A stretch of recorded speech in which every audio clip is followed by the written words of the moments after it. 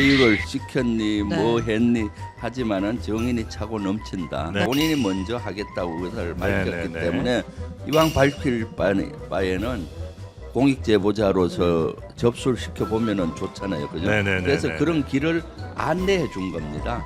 네네.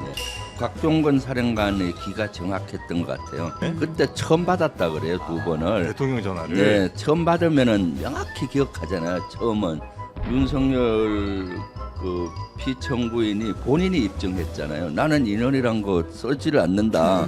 사람이면 사람, 의원이면 의원이지. 그 군대 용어 같은 인원은 안 쓴다 해놓고 1분 15초 후에 계속 예, 인원을 예, 4번 하잖아요. 예. 그게 습관적으로 인원이란 단어를 예. 써왔던 예, 겁니다. 예.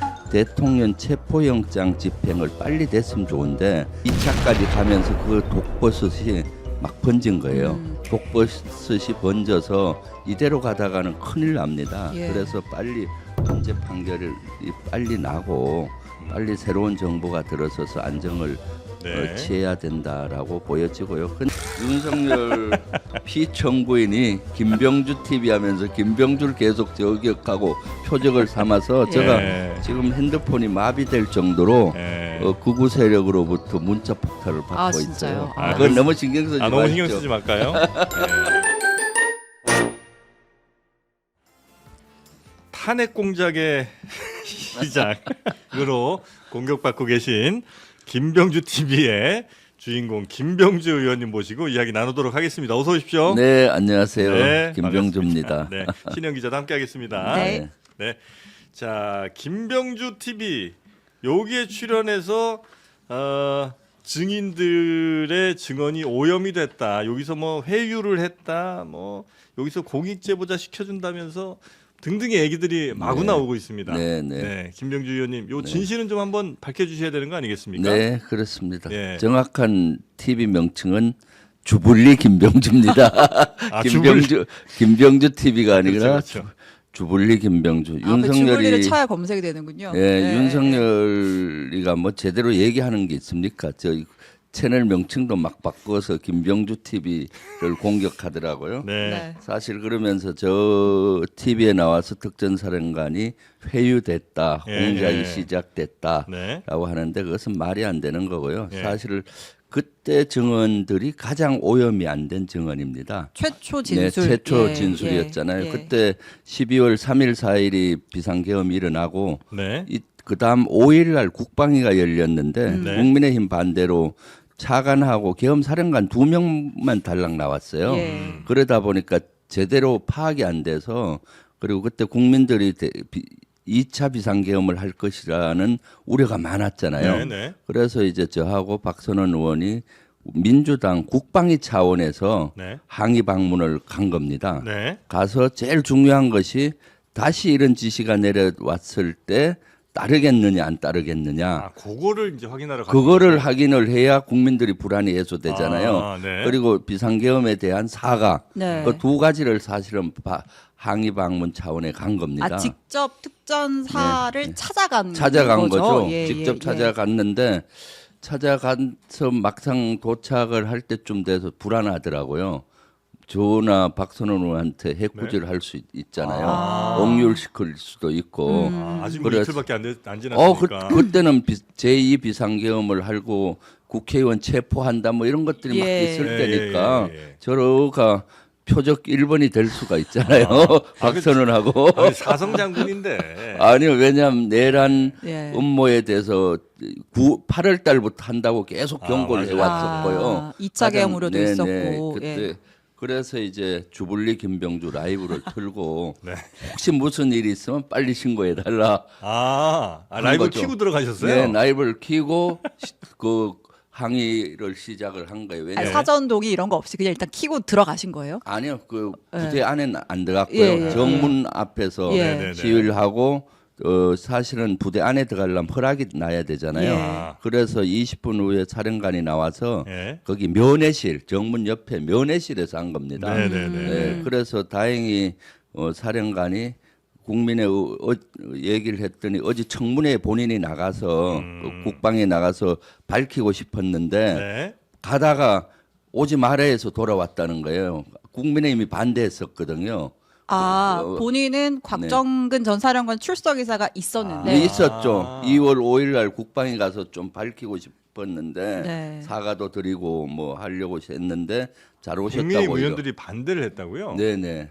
그때 우리가 정인으로 국방이 12월 5일 날 네. 3개 사령관들, 특전사령관, 수방사령관, 방첩사령관 다 증인 요구를 신청하셨고, 했었고 했는데 성일종 위원장과 국민의힘에서 반대를 해서 달랑 계엄사령관하고 국방차관만 온 거예요. 나머지 별로 관련 없는 사람들하고. 그러니까 밝힐 수가 없잖아요. 그러니까 만약 그러면 국방이 왔으면 굳이 거기까지 안 가셨을 수도 있네요. 왔으면 갈 필요가 없죠. 이 12월 5일 날 와서 만약에 국방에서 다 밝힐 수가 있으니까. 2차 계엄 이런 거 없다는 네. 확답 받으시 뭐 이런 네. 건지 물어보시면 네. 굳이 가실 필요 없는데 네. 그게 안 됐으니까 가신 거고. 예, 항의 방문을 갖고 네. 이 국민적인 의혹을 몇 가지 질의를 통해서 풀려고 했던 것이고요. 네. 그래서 그 당시 가장 오염이 안 된 사항이에요. 사실 사전에 협의한 것도 아니기 때문에 네. 질문을 하는 대로 이렇게 그 사령관이 얘기했고 그때만 해도 사령관들은 변호사를 쓰지 않았어요. 법적인 조력이 법적으로는 없는 조력이 없는 예. 가운데서 네. 이렇게 있는 그대로 얘기를 저는 했다고 보거든요. 그리고 나서 특전사 끝나고 수방사로 이어서 항의 방문을 하고 있었는데 네. 수방사에서 오히려 역으로 전화가 왔어요. 참모한테. 제발 수방사 좀 와달라고. 수방사령관이 특전사령관 하는 인터뷰를 주불리 김병주를 통해서 봤다. 네. 본인도 하고 싶다. 아, 밝히고 싶다. 수방사에도 그 TV를 봤군요. 네네. 주불리 김병주를. 네네. 네. 그래서 본인들도 밝히고 싶다. 나도 네. 증언하련다. 그래서 수방사는 쉽게 갖게 된 거죠. 예. 네.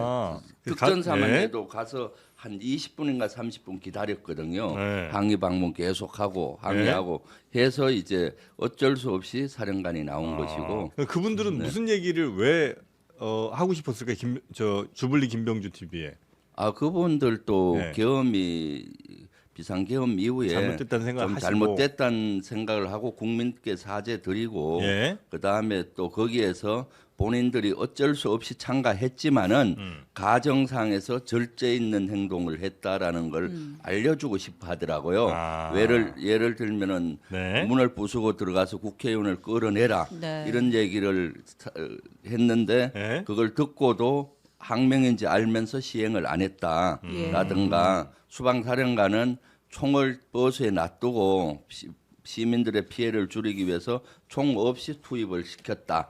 뭐 이런 얘기들을 하고 싶었던 거예요. 네. 어쩔 수 없이 본인들은 참석은 했지만은 소극적 항명을 했다. 네, 과정상에서 예. 절제 있고 소극적 항명을 했다는 것을 대변해 주고 싶었고 왜냐하면 그것은 본인 혼자 문제가 아니잖아요. 그렇죠. 특전사 전 장병의 문제고 그렇죠. 수방사 전 장병의 문제이기 때문에 모든 특전사 수방사가 계엄군, 반란군으로 진짜 오명을 막 썰고 있잖아요. 그래서 네. 뭔가 좀 해명을 해주고 싶었던 거죠. 예. 네. 그래서 이제 수방사 특전사의 사령관들이 김병주 의원님을 이제 만나서 이야기를 하고 싶었고 네. 그래서 이제 그 이야기를 들어준 것이고 거기서 어떻게 얘기를 해라든지 이런 거는 전혀 하실 필요가 없는 네. 상태였다. 그렇죠. 예. 네. 혹시 공익 제보자를 내가 해주겠다, 그 자격을 만들어주겠다 이런 얘기는 하셨습니까? 그런 건 전혀 저는 뭐 한 적이 없었고요. 아 그래요? 네, 그걸 뭐 제가 굳이 할 필요는 없었죠. 네. 공익 제보자 얘기가 나온 것은 예. 12월 9일, 예. 그 3일 12월 10일로 생각이 되네요. 12월 10일 날 네. 국방위가 다시 열렸어요. 예. 그때는 국민적으로 또 왜 국방위가 제대로 이런 것들을 확인 안 하느냐 해서 그때 이제 3개 사령관들이 다 오고 네. 한 50여 명의 그 밑에 있는 여단장, 특전사 여단장들까지 다 12월 10일 날 오게 된 것이고 네. 그때 이제 특전 사령관이 모든 걸 밝히고 싶어 했던 것 같아요. 예, 예. 그래서 박범계 의원하고 네, 네. 국방위 간사가 부승찬 의원이니까 예. 그쪽으로 접촉을 돼서 그 면담하고 싶다 해서 면담을 네. 한 것 같고 면담 사진도 네네. 박 의원이 그때, 직접 공개를 예, 했었고 대통령이 지시를 해서 문을 부수고 끌어내라 이런 것도 증언을 하겠다라고 하고 싶다라고 얘기해서 그럼 해라 그런 걸 하게 되면은 공익 제보자로서 이왕이면 인정을 받으면 좋잖아요. 그러니까 이걸 양식을 써주면은 우리가 프로세스를 해주겠다. 네. 그렇게 된 겁니다. 본인이 먼저 하겠다고 의사를 밝혔기 네. 때문에 이왕 밝힐 바에는 공익 제보자로서 접수를 시켜 보면은 좋잖아요, 그죠? 네네네네. 그래서 그런 길을 안내해 준 겁니다. 네네. 최근에 문제됐던 것 중에 하나가 이제 인원이냐 요원이냐 의원이냐 요거 갖고 이제 좀 말들이 많았었잖아요. 네. 그 이야기가 나온 것 중에 하나가 그 주블리 김병주 TV 여기에서 아마 그 사령관이 인원이요 이렇게 얘기를 했는데 네. 아마 의원님께서 그러니까 국회의원 얘기죠 이렇게 하니까 네, 이렇게 네. 말을 한 부분이 있잖아요. 네네. 거기서 이제 인원 의원 요 얘기가 좀 이제 네. 파생돼 나왔던 것 같고 나중에 네. 또 뭐 인원이다 요원이다 뭐 말이 네. 좀 많았던 것 같은데 그거는 혹시 어떻게 파악하고 계십니까? 그러니까 그때 예. 정확히 표현을 특전사령관이 인원으로 했었죠. 예, 국방부 장관이 전화를 왔는데 그때 국방부 장관 전화 네. 또 오고 대통령 전화인데 대통령까지는 보호하려고 그때는 좀 얘기를 안 있었던 했고, 것 같아요. 그래서 예. 국방부 장관 전화가 왔는데 예. 국회 그 회의장 문을 부수고라도 들어가서 음. 인원 음. 요원을 끄집어내라고 했다라고 네. 하잖아요. 지금 사회 보시면은 조금 애매한 거는 확인을 하지 않습니까? 네. 그 군에서 통상 인원 요원이란 걸 많이 써요. 통상 사람을 버스 인원 확인해라, 탑승 인원 이상무 맨날 하잖아요. 예, 군 예, 용어로. 예, 그리고 네. 또 특전사 같은 데는 특전사 요원이니까 이런 것들이 입에 배어서 일반적인 사람을 통칭할 때도 인원이라는 단어를 군인들이 많이 써요. 네. 근데 그걸 국민들이 알기 쉽게 해야 되기 때문에 네. 인원 요원을 빼내라 했기 때문에 그 국회의원을 의미하는 것이냐 예. 물었더니 인원이 네 국회의원을 의미하는 겁니다. 그래서 그 다음부터는 국회의원이라고 계속 썼어요. 네, 국회의원 네, 어떻고 네, 어떻고. 실제로 왜냐하면 그 불시에 당시 닦았을 때 안에 들어가 있던 사람은 의원밖에 없었죠. 네. 그리고 불시에 이렇게 가서 사전에 조율이 없는 상태에 갔기 때문에 본인도 연습이 안 됐잖아요. 국방위가 열린다면 사전에 하루 전날 질의서를 받아갖고 답변을 써서 연습을 하고 와요. 네. 근데 불시에 물으면은 자기 쓰던 언어 습관으로 쓰잖아요. 그렇겠죠. 그래서 인원 요원을 빼내라 해서 확인을 시켜준 겁니다. 그것이 인원 요원이 무엇을 의미하느냐, 네. 국회의원을 의미하느냐 했더니 국회의원을 의미한다라고 하면서 그 다음부터는 정족수가 뭐 부족하니까 어떻다 계속 얘기를 한 건데 그걸 가지고 제가 해유를 했다. 예. 그러면 지금 우리 사회자님도 저를 해유 많이 하고 있어요. 제가 애매한 거 반문하잖아요. 이거 의미합니까? 네, 라고 그렇잖아요. 그래서 하여튼 그게 저도 사실 별 뭐 문제도 아닌 것 같고 맥락상 보면 뭐 큰 뭐 해석의 여지도 별로 없는 것 같은데 지금 탄핵 심판에서는 계속 이제 그게 뭐 문제가 되거나 혹은 이제 그 윤석열 대통령 변호인 측에서 이제 계속 문제를 삼으니까 그래서 네. 뭐 인원이냐 요원이냐 의원이냐 얘기가 좀 나오는 것 같기는 한데 여튼 중요한 건 그 당시에 국회 본회의장 안에 있는 사람들 가운데 150명 안 됐을 때 그 인원들 그 의원들 끄집어내라고 한 그 명령 자체는 뭐 변할 수 없는 것이고 네. 그리고 그 명령은 대통령 김영현 그다음에 뭐 사령관들 이렇게 이어지는 지휘 체계를 밟았다고 보시는 거고요. 네, 그렇죠. 그리고 네. 곽종건 사령관의 기가 정확했던 것 같아요. 왜냐하면 대통령으로부터 자주 전화를 안 받잖아요. 네. 그때 처음 받았다 그래요, 두 번을. 대통령 전화를. 네, 처음 받으면은 명확히 기억하잖아요. 처음은 그 여러 번 받는 사람한테는 좀 헷갈릴 수가 예. 있는데 그래서 자꾸 그 문을 부수고 끝까지 인원을 끄집어내라라고 현지에서도 얘기했거든요. 예. 일관되게. 그래서 좀 이상하다 했는데 그걸 윤석열 그 피청구인이 본인이 입증했잖아요. 나는 인원이란 거 쓰지를 않는다. 사람이면 사람, 의원이면 의원이지. 그 군대 용어 같은 인원은 안 쓴다 해놓고 1분 15초 후에 계속 예, 인원을 네 번 예, 하잖아요. 예. 그게 습관적으로 인원이란 단어를 예. 써왔던 예, 겁니다. 예. 과거에도 썼던 사례가 꽤 많더라고요. 아무튼 뭐 석동현 변호사가 뭐 지칭 대명사만 네. 인원이라고 한다면 이렇게 네. 얘기를 하긴 했는데, 근데 아까 말씀하셨던 것 중에 곽종근 전 사령관이 이제 주블리 TV에 출연을 하고 나서 수방사에서도 나도 나오겠다라고 얘기를 했다는 거 아니에요? 네, 네. 이진우 수방사령관이. 네, 예. 근데 그 당시에는 그런 지시를 받았다, 체포 지시를 받았다라고 해놓고 헌재에 가서는 좀 말이 달라졌잖아요. 네. 비상계엄에 대해서 나는 위헌이라고 생각할 여지가 없었다. 그리고 지금도 그 부분 자체는 그 계엄을 선포하고 거기에 들어가라고 한 것 자체는 나는 합헌이라고 생각한다. 이런 진술을 한단 말이에요. 네. 이진우 수방사령관 뭐 아니면 뭐 여인영 방첩사령관 이들은 진술이 왜 바뀌는 거예요? 그 최초 제가 그때 수방사령관 찾아갔을 때는 예. 이 비상계엄은 잘못됐다고 예. 인정을 했어요. 그리고 국민께 사죄드리고 분명히 했었거든요. 그리고 그 가정상의 소상히 얘기를 했었고 그런데 이제 바뀐 거죠.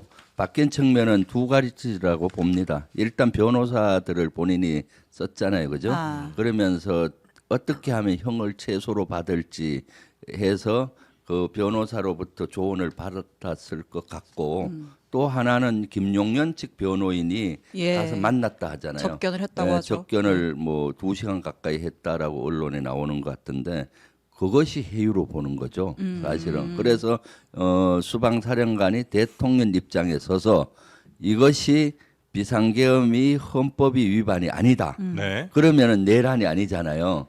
그쪽에 서면은 본인이 훨씬 더 유리할 것이다 해서 완전히 윤석열 편에 지금 서 있다고 저는 보여지거든요. 예. 네, 그러니까 말을 바꿨는데 네. 사실은 이것은 국민이 다 지켜봤고 예. 국민 전체가 증인이고 또 수방사령관 밑에 있던 많은 장병들이 증인이고요. 네. 그중에 특히 핵심 증인은 차량 안에서 지휘를 했어요. 예. 그 여의도에 가서 바로 앞에 그 지휘관 차량이라도 군용차는 좁아요 안이. 네. 그래서 바로 앞에 수행 부관이 예, 앉았고 예. 운전병이 앉아 있어요. 예. 들을 이 수밖에 전화 없구나. 목소리를 수행 부관이 다 들은 거예요. 예. 되게 쫑긋하고.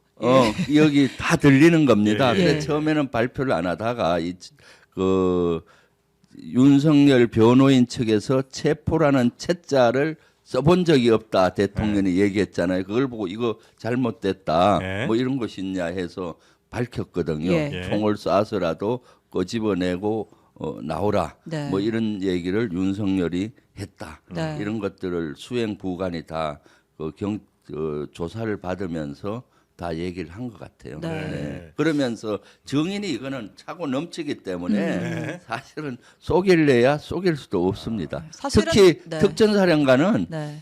이 사항실 가면은 모든 예하 부대가 영상으로 화면으로 돼 있어요. 예. 그리고 이쪽 마이크에 2개 체계가 있습니다. 하급 부대 체계가 있고 그다음 특전사는 합참이나 국방부가 연결되는 상급 체계가 있는데 예. 상급 부대 체계는 마이크를 딱 그 오픈을 되게 신경 써요. 근데 하급 부대 거는 통상 마이크를 열어놓고 할 때가 많아요. 아. 빨리 전파하기 때문에. 네. 그래 마이크를 열어놓고 끄는 걸 잊어먹고 계속 열어놓은 상태에서 각종건 특전사령관이 지시한 거예요. 예. 그럼 대통령 충성 대통령 뭐 특전사령관입니다. 제가 네 합니다. 알겠습니다. 네 들어가겠습니다. 뭐 이런 것들이 예하 부대에 다 들린 거죠. 전파가 됐고. 그러니까 예.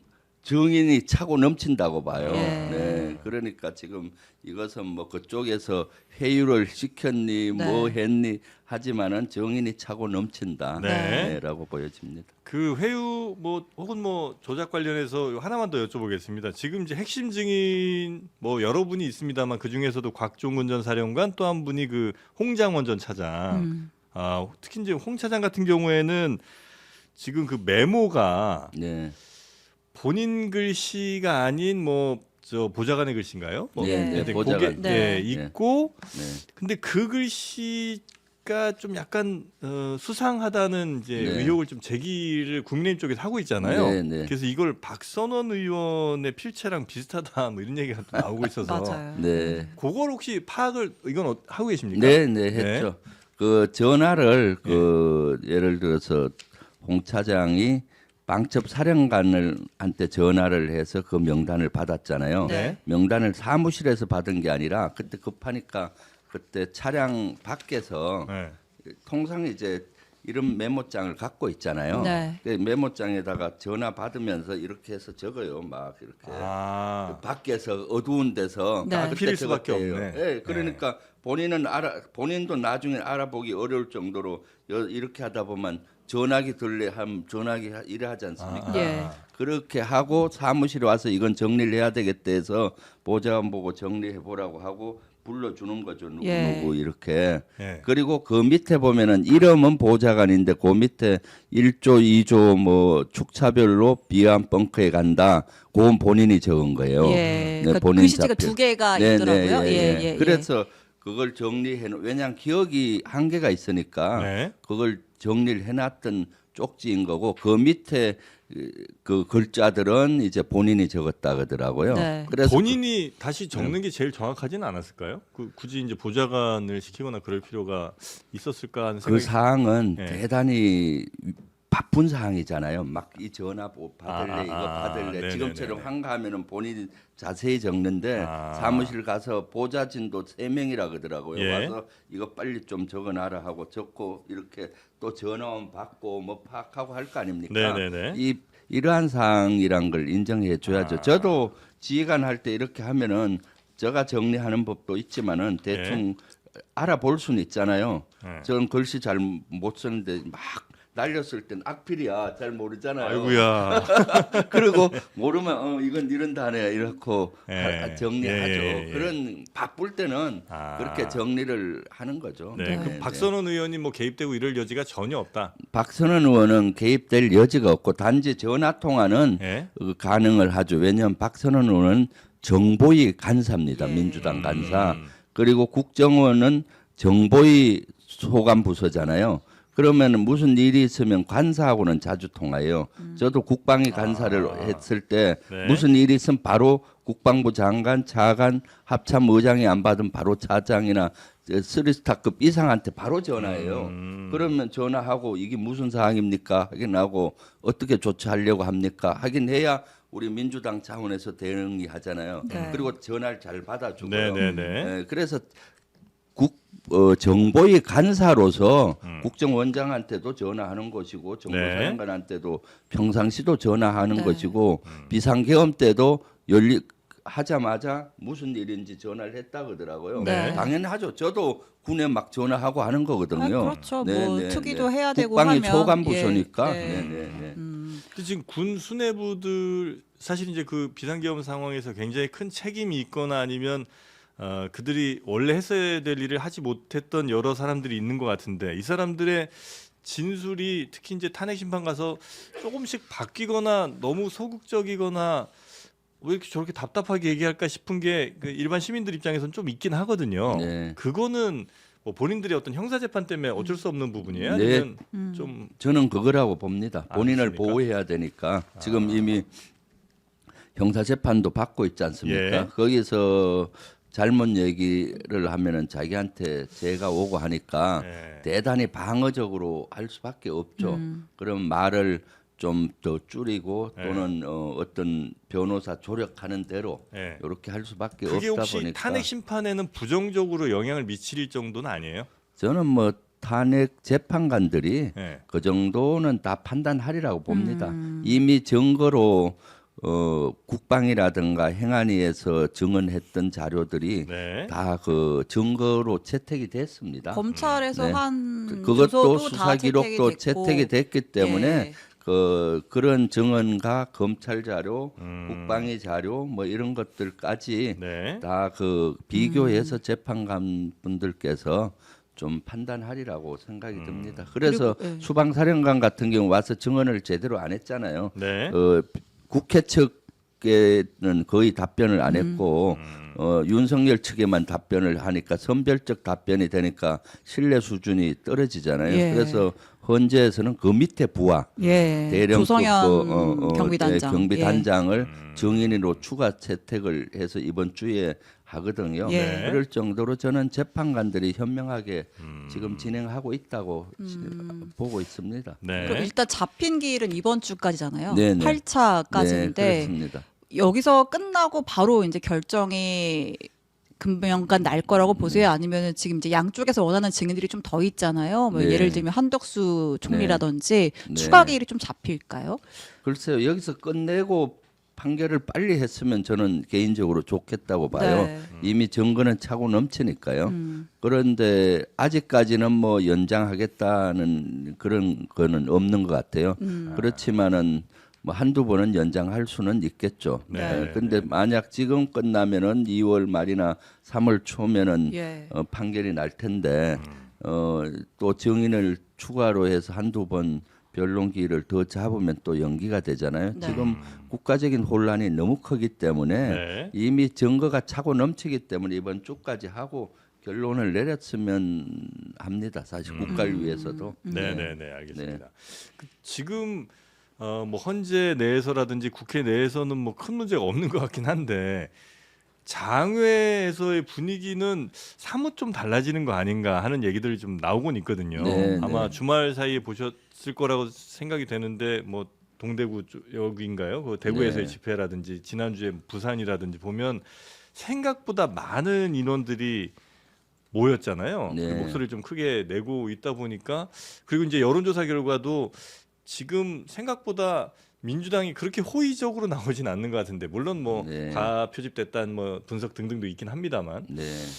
그 민주당이 약간 좀 혹시 이거 좀 잘 가고 있는가에 대한 좀 재점검이나 이런 거를 생각할 정도가 돼요? 아니면 그런 건 아니고 단순히 지금 이제 분위기상 뭐 잠깐 올라오는 거 정도로 혹시 판단하십니까? 사실 가장 우려되는 지점이 그 지점입니다. 예. 지금 내란이지 않습니까? 네. 이것은 사실 민주주의를 지키는 우리 국민과 민주주의를 파괴하려는 아주 극단론자의 일부의 싸움이거든요. 네. 근데 이 극단론자의 주장들이 극우 세력들한테 먹히고 일부 보수한테 먹히기 시작하면서 좀 더 시위 현장의 새도 늘어나는 것 같고 이렇습니다. 사실 이것이 옛날 2차 세계 대전 전에 독일 나치가 등장할 때 분위기랑 저는 유사하다고 봐서 아주 심히 우려가 되는 지점이 그 지점인 거거든요. 네. 그래서 좀 우려가 많이 되기 때문에 헌재 판단을 빨리 해야 된다. 점점 늦어질수록 나라가 두 쪽이 날 수가 있잖아요.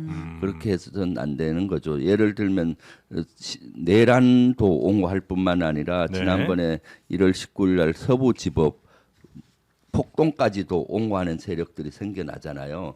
이건 민주주의와 우리 국가를 흔드는 거고 무너뜨리는 거지 않습니까? 네. 그래서 이러한 현상을 빨리 차단을 해야 되는데 지난번에 왜 이런 현상이 일어났을까 봤을 때 지난번에 대통령 체포영장 집행을 빨리 됐으면 좋은데 1차에서 안 되고 나서 2차까지 가면서 그 독버섯이 막 번진 거예요. 그때 독버섯이 번져서 이대로 가다가는 큰일 납니다. 예. 그래서 빨리 헌재 판결이 빨리 나고 빨리 새로운 정부가 들어서서 안정을 네. 취해야 된다라고 보여지고요. 근데 다행스러운 건 제가 이번에도 그 지역에 계속 주말에 요새 정월 대보름 앞두고 척사대회 이런 걸 많이 합니다.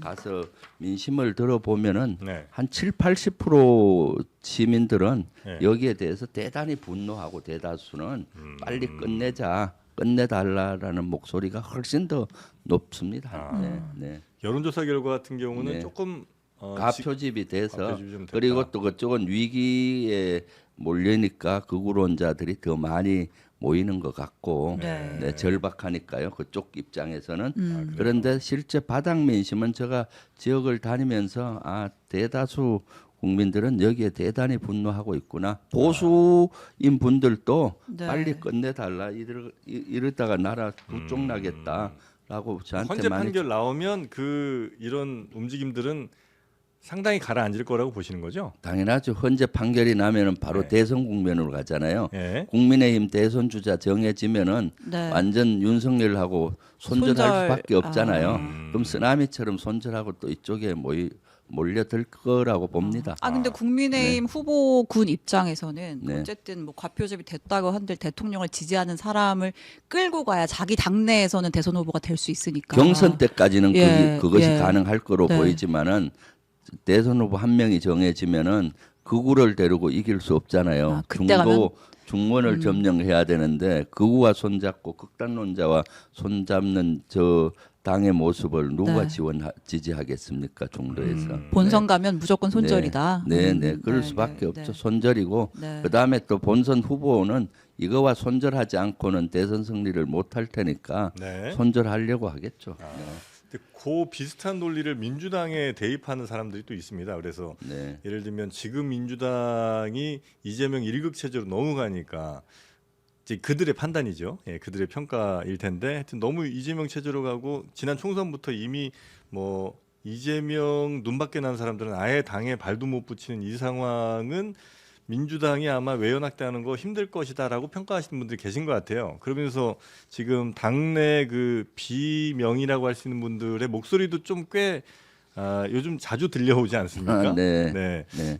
우리 의원님께서는 뭐 굳이 따지자면 이제 아주 친명이라고 봐야 되겠죠, 저희가. 그렇죠. 뭐 지금이야 뭐 민주당에서 80% 90%가 다 친명이죠. 네. 왜냐하면 지난번에 당 대표 선거될 때도 85% 내외로 됐잖아요. 네. 예, 그러니까 그 중에서도 매우 적극적인 친명이시죠? 네, 그렇습니다. 예. 저는 이재명 대표가 최고위원이잖아요. 예. 이재명 대표는 지도부? 진짜 예. 훌륭한 리더입니다. 아, 그렇습니까? 대통령이 된다면은 네. 우리 국가가 진짜 아. 한 단계 도약할 거라고. 좋습니다. 최고위원 되면서 네. 가까이 있으면 있을수록 그런 생각이 더 많아져요. 보면 참, 볼수록. 네, 참 훌륭하시더라고요. 그럼 이제 예를 들면 임종석 네. 전 실장이 뭐 얘기하는 이재명 옆에서 아첨하는 사람들 이게 한 표도 더 벌어오지 못한다든 뭐 이런 얘기라든지 네. 아니면 뭐 김경수 전 지사 혹은 지금 당내에서도 뭐 고민정 의원이나 뭐 이런 분들도 얘기들을 계속 좀 한마디씩 하잖아요. 네. 여기에 대해서는 어떻게 평가하십니까? 뭐 당내는 민주당은 스펙트럼이 넓습니다. 보수에서부터 진보 다양한 스펙트럼이 넓죠.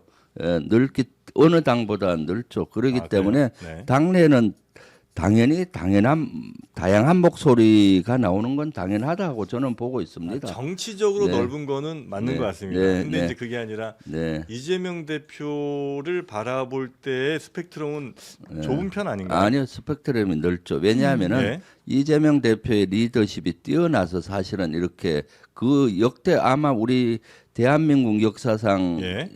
당의 대표가 이 정도의 지지를 받는 대표는 없었습니다. 예. 그건 그만큼 출중하기 때문인 거고요. 그게 좋은 다- 일인가요? 좋은 일이죠. 왜냐하면 아. 당이 분열된 것보다는 지금과 같은 위기 상황이 일사불란하게 갈 수 있는 거고요. 네. 그 다음에 이제 외연 확대는 예. 정책이나 이런 걸로 하는 거지 않습니까? 예. 예를 들면 저 같은 경우 한미 동맹이나 군의 안보 전문가잖아요. 그래서 이번에도 한미 동맹 지지 결의안도 내고 예. 한미 동맹을 하는 스펙트럼도 있는 거고요. 음. 또 경제 분야에 또 전문가들이 많이 계시고 스펙트럼이 아주 넓게 이렇게 포진이 돼 있는 것이죠. 그렇기 때문에 그런 걸 통해서 외연 확장을 하는 거죠. 역대 어느 당 지부에서도 네. 여야 할 것 없이 최고위원회 장군 출신이 된 적이 한 번도 없어요. 그런가요? 그쵸. 예. 예. 저가 됨으로써 민주당이 안보를 저렇게 중시하는 거 그것도 네. 당원들이 투표해서 된 거 아니겠습니까? 지명직이 아니라. 네네네. 그리고 이현주 의원 같은 경우는 또 경제 전문가, 전현희 의원 최고 같은 경우는 또 국민 권익위원장 하면서 인권, 권익 이런 걸 생각하신 분이고요. 네. 김민석 의원은 또 한 30년 정치 생활을 하면서 내공이 쌓였고요. 네. 한준호 의원 같은 경우는 또 언론이라든가 음. 이런 분야의 스펙트럼을 갖고 있기 때문에 지금이 가장 다양한 분야의 전문가들로 포진된 지부고 메시지도 아주 다양하게 나오고 정책도 다양하게 나오지 않습니까? 네네네. 네. 그래서 굉장히 스펙트럼이 넓다. 네. 이건 굉장히 강점이고 또 이재명 대표의 강력한 리더십 또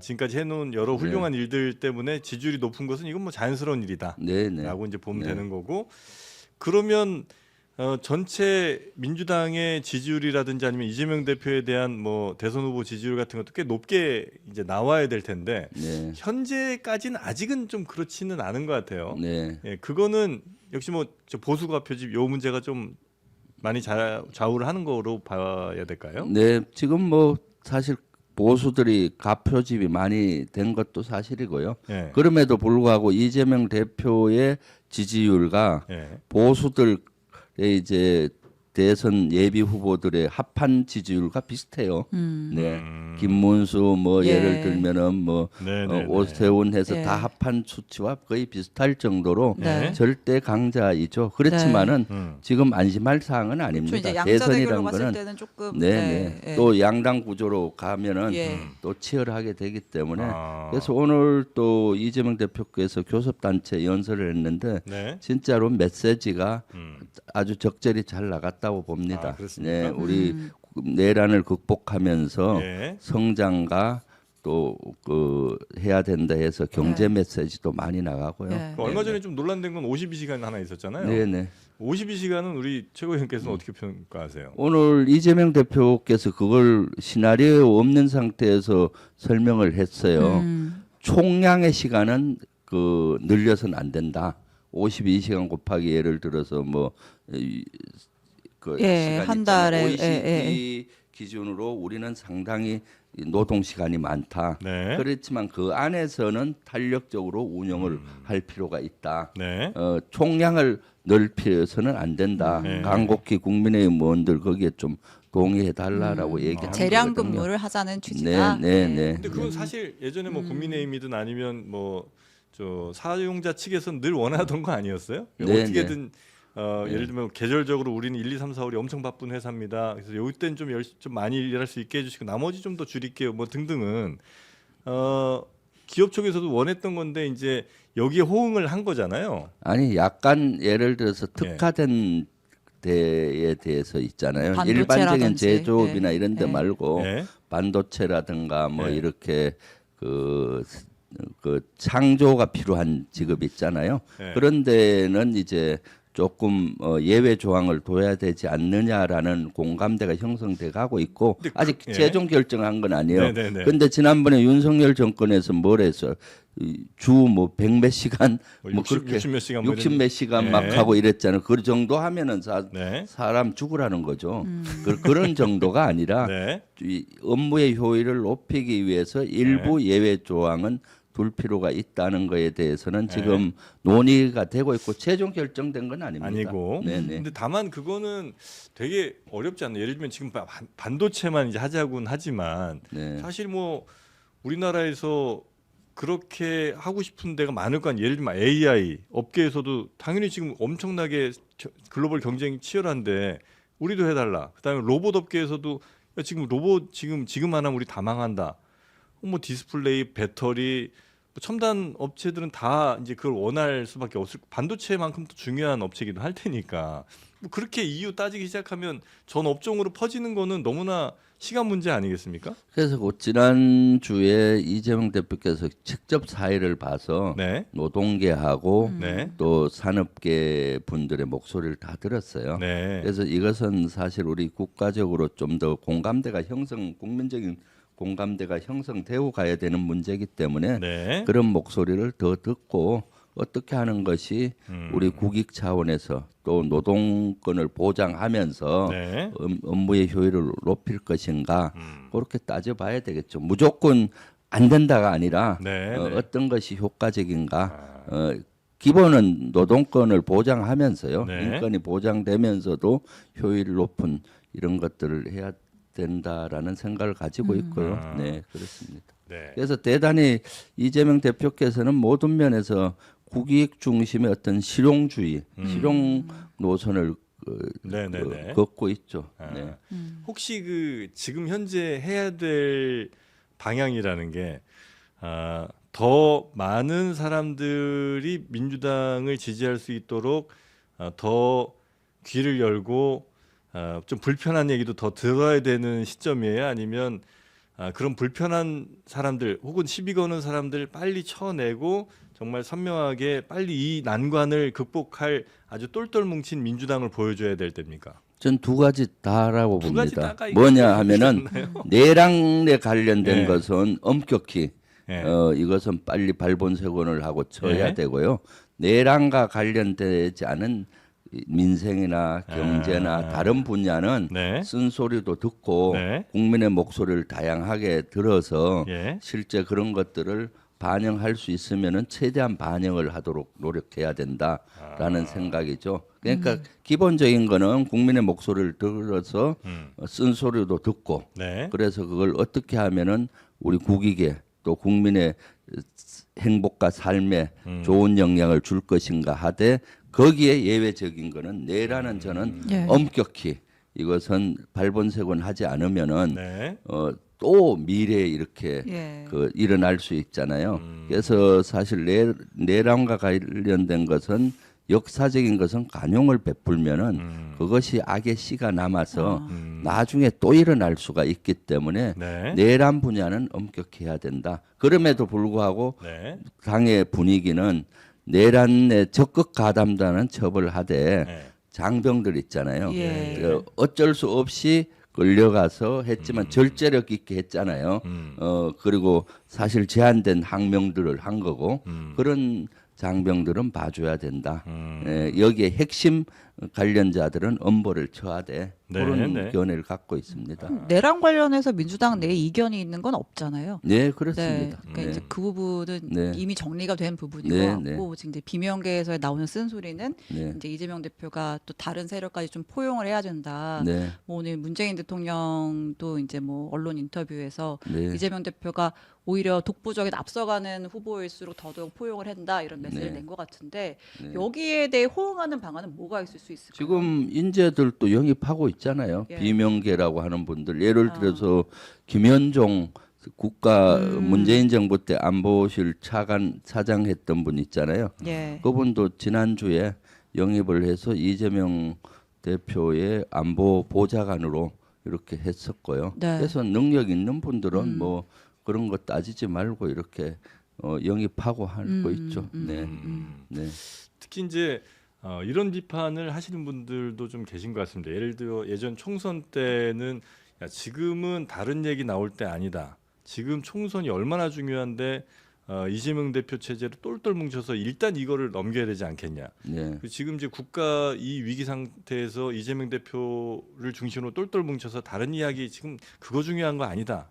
그다음에 지금 이제 내란 사태 요거 정리하려면 지금 이재명 대표로 똘똘 뭉쳐. 다음에 이제 대선 때 되면 대선 이거지 우리 진짜 큰일 난다. 우리나라 망할지도 모르니까 일단은 이재명 대표 위주로 똘똘 뭉쳐서 가자. 또 대통령 되고 나면 야, 지금 대통령이 됐다고 하지만 언제까지 안심할 수 있는 거 아니다. 저 내란 준동 세력 여전히 남아 있다. 이재명 대통령으로 똘똘 뭉쳐서 이게 이제 사실은 위기라는 것은 계속해서 그때 이야기할 수 있는 것이고 대표에 대한 다른 이야기 나오지 않게 할 수 있는 어떤 논리로서 작동하는 것은 아닌가. 이렇게 네. 비판할 수도 있지 않겠습니까? 민주주의에서는 저는 그렇게 생각합니다. 이재명 대표도 그런 생각을 하는데 과정상에서는 다양한 목소리로 토의를 해야 된다. 네. 결정하기 전에. 그리고 일단 결정이 되잖아요. 음. 결정이 되면은 추진력 있게 해야 되기 때문에 결정된 거에 대해서는 추진력 있게 일사불란하게 가야만이 그거 이루어지지 않습니까? 네. 지금 현재 민주당의 모습은 그와 같습니다. 어떤 사안이라도 그 토의 과정에서는 반대가 많습니다. 네네. 난 신랄히 토의를 하거든요. 예를 들면 그 정책의장 진성준 의장 같은 경우는 금투태 반대했잖아요. 예. 네네. 그런데도 정책의장 쓰면 이재명 대표께서 최고위원이나 정책위 의장이나 이런 사람들이 같은 목소리를 내서는 안 된다. 다양한 자기의 목소리를 내라. 네. 그리고 그것을 여러 가지 토의도 하고 신란에 그리고 또 의총에서도 다양한 걸 토의합니다. 네. 그렇게 해서 어떤 집단지성을 발휘해서 결정을 하잖아요. 결정된 거에 대해서는 이루쿵저루쿵 하지 말고 가정에서 이루쿵저루쿵 하고 결정되면은 이제 일사불란하게 가야 된다. 그래야 추진력이 생기죠. 결정되고 가는데도 계속 뒷다리 잡으면은 네. 일이 이루어지겠습니까? 네. 그러니까 이것은 현재도 그렇고 네. 대선 과정에서도 그렇고 이재명 대표께서 예를 들어 우리가 정권을 잡는다 해도 가정상에는 다양한 목소리를 정책 만들 때 하고 결정이 되면은 일사불란하게 가되 네. 반대 목소리가 있으면 또 수정 보완해서 또 가고 이런 정책이 민주주의의 근간이지 않습니까? 네네네네. 기본이고요. 네네.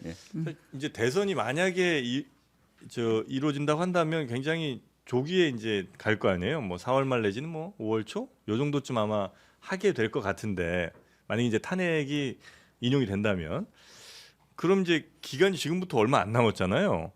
그러면 대선 준비도 당연히 이제 미리 준비를 좀 하셔야 될 것 같고 그다음에 혹여 대선 이후에 이제 정권을 잡게 되는 경우에 어떻게 국정 운영을 할 것인지에 대한 준비도 당연히 하셔야 될 것 같은데 그런 준비들도 하고 계십니까? 지금은 사실 뭐 대선 준비한다고 얘기하기는 대단히 부적절한 것 같고요. 네. 지금 어쨌거나 탄핵 예. 그 내란을 진압하고 예. 빨리 윤석열을 파면해서 내 위기를 기회로 바꾸는 여기에 사실 집중하고 있는 거고요. 네. 그리고 대선 얘기는 적절하지 않는 것 같습니다. 그럼에도 불구하고 네. 이미 그 22대 들어와서 실제 우리가 야당일 때 미래 여당으로서 집권을 하려면 집권 플랜이 있어야 되잖아요. 그래서 김민석 최고위원을 집권 플랜 위원장으로 해서 그런 준비는 하는 거죠. 준비는 끊임없이 하고 오늘 또 교섭단체 연설에서 이재명 대표께서 낸 메시지는 네. 사실 미래 또 우리 청사진이기도 합니다. 아니, 네. 국회의원 국민소환제는 당내 의원들은 다 동의한 이슈예요. 그거는 뭐 네. 조금 더 공감대가 형성이 필요한 거고요. 어. 그거는 뭐 예전부터 뭐 얘기는 많이 얘기됐잖아요. 나왔었죠. 예. 필요하면 뭐 소환해서 또 설명도 하고 네. 또 할 필요가 있지 네. 않겠습니까? 네. 국민의 그 대한민국의 주인은 국민입니다. 국민이 국회의원도 뽑고 대통령도 뽑지만 언제든지 잘못하면은 또 불러서 이렇게 할 수 있는 그런 시스템은 저는 필요하다고 봅니다. 네. 그 마지막으로 그 네. 내란 국조특위 활동 기한을 이제 연장을 했잖아요. 네, 이달 네. 28일인가 6일인가까지로. 네. 근데 사실 지금까지는 우리 구치소도 가고 다 가고 했지만 증인들이 나오질 않아서 네. 뭐 일각에서는 좀 맹탕이다 이런 얘기도 있는데 이 남은 기간 동안 꼭 불러야 될 증인 혹은 뭐 우리가 좀 놓치지 말아야 할 포인트 같은 게 있나요?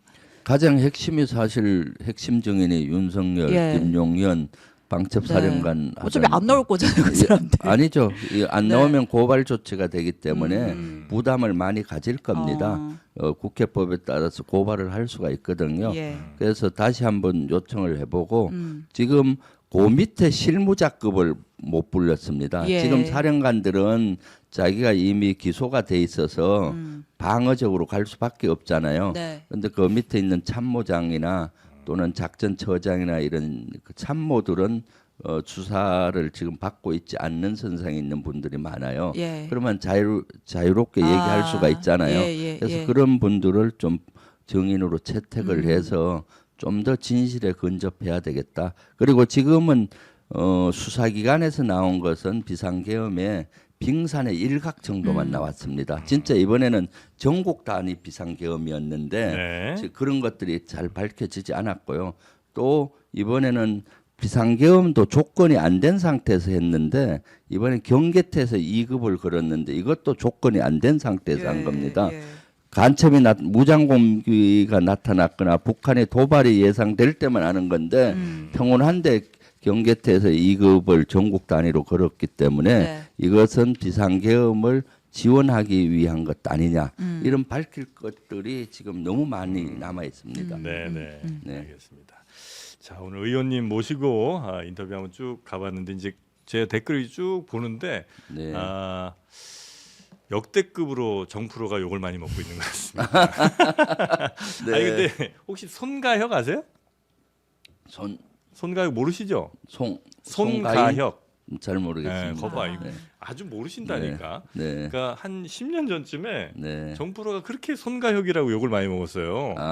그때는 이제 손가락 혁명당이라고 네, 네. 이재명 지지한다고 그렇게 네. 욕을 먹었어요. 네, 네. 이제는 이찍이라고 또 욕을 많이 먹고 있습니다. 네, 지금 윤석열 피청구인이 김병주 TV 하면서 김병주를 계속 저격하고 표적을 삼아서 제가 예. 지금 핸드폰이 마비될 정도로 예. 극우 세력으로부터 문자 폭탄을 받고 아 있어요. 진짜요? 아, 그래요? 그러니까 여기 제가 나오면 댓글 폭탄 당연히 있으리라고 봅니다. 그건 너무 신경 쓰지 너무 신경 마십시오. 쓰지 말까요?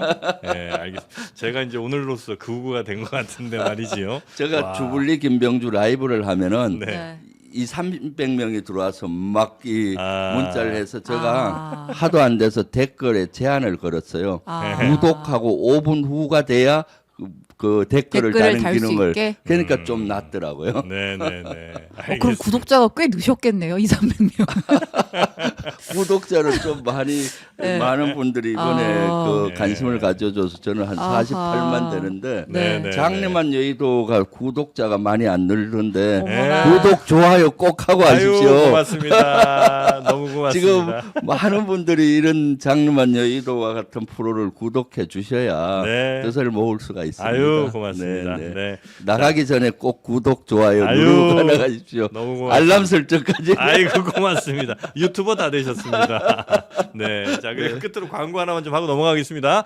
자 인터넷 비교원 여러분 다들 알고 계시죠? 인터넷 신규 가입하실 때 현금 혜택 48만 원 받으실 수 있는 인터넷 비교원 정수기 렌탈 시 30만 원, 통신사 병용 시 역시 30만 원, 총 108만 원의 혜택까지 받으실 수가 있습니다.